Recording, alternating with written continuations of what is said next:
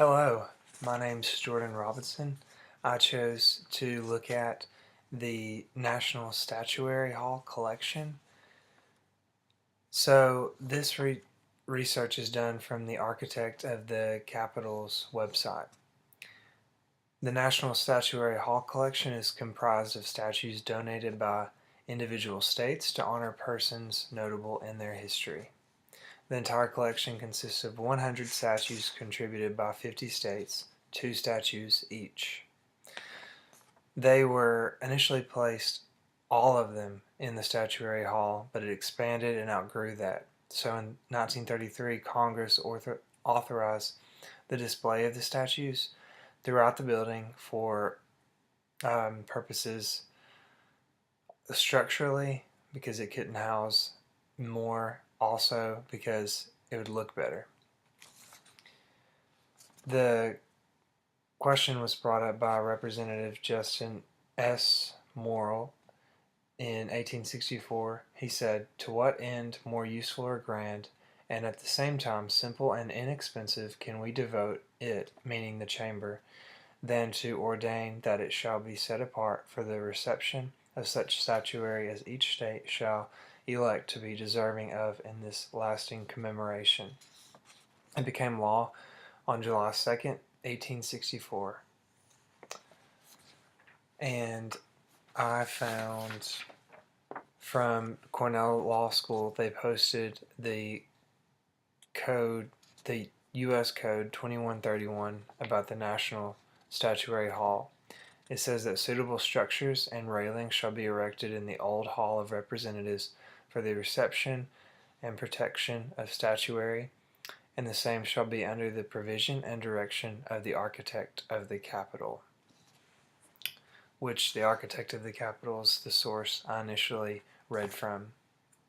There has been some controversy over the statues chosen.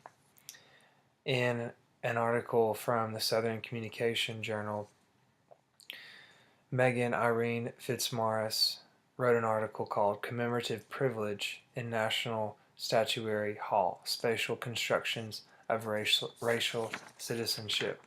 And she points out the fact that there's only one Hispanic American, 6 Native Americans, and not a single African American citizen commemorated. But there actually are African Americans commemorated in the hall. But I believe she meant that no state itself had donated a statue to commemorate one of their African American citizens. So in her conclusion, she said that her study demonstrated that the existence of commemorations featuring marginalized citizens and those who have resisted racism does not ensure the recognition of their narratives.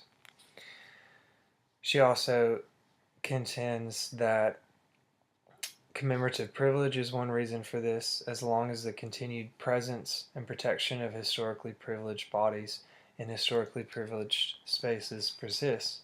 Efforts to supplement them with more, quote, diverse, unquote, citizens will ensure an additive rather than a transformative approach to commemorative sites.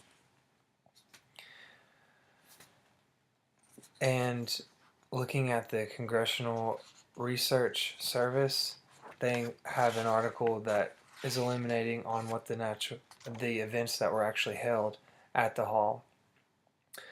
Some of them include the memorial service for the late Honorable Robert Matsui on January 1st, 2005, the inaugural luncheon on January 20th, 2005. Some of the others include a reception following the presentation of the Congressional Gold Medal to Jackie Robinson, and the Kennedy Center Gala reception continually. This is a useful space to bring students of history to see the historical figures they learn about represented in one place in their nation's capital. It's also very beautiful, aesthetically pleasing, as you've seen from the photos I included. Thank you very much.